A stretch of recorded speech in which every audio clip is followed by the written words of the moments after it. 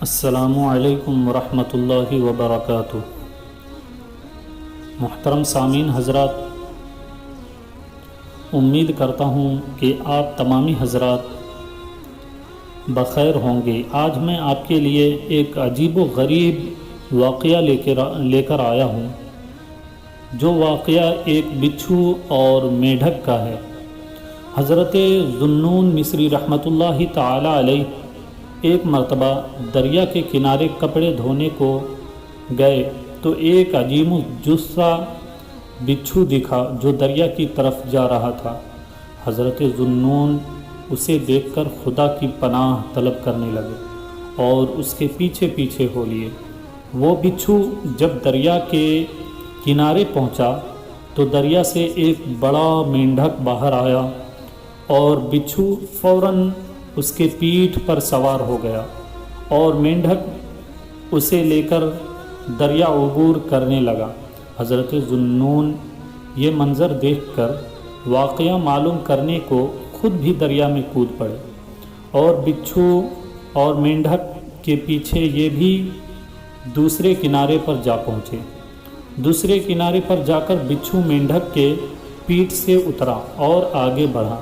حضرت ذوالنون نے دیکھا کہ وہاں ایک درخت کے نیچے ایک شخص سو رہا ہے جو شراب کے نشے میں دھت ہے۔ درخت بڑا گھنا تھا۔ بچھو اسی نوجوان کی طرف بڑھ رہا تھا۔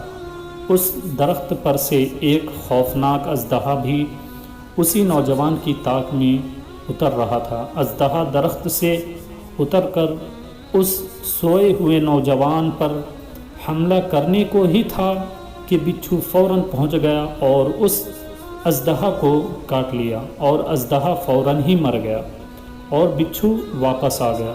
گویا اس مرد گنہگار کے لیے خدائے تعالیٰ نے اتنی دور سے اس بچھو کو بھیجا تھا۔ حضرت ذوالنون نے جب یہ واقعہ دیکھا تو آپ انتظار کرنے لگے اس شخص کے جاگنے کا، اور جب وہ شخص جاگا تو حضرت ذوالنون نے سارا قصہ اس سے کہا۔ وہ اس قدر متاثر ہوا کہ جملہ گناہوں سے سچے دل سے توبہ کر کے اللہ تبارک و تعالیٰ کی طرف رجوع کر لیا۔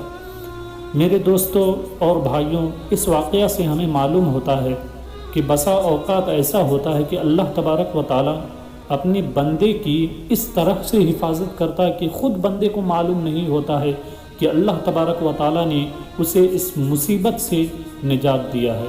اللہ تبارک و تعالیٰ کی بارگاہ میں دعا ہے کہ ہم تمام کو اللہ اپنی حفاظت میں رکھے۔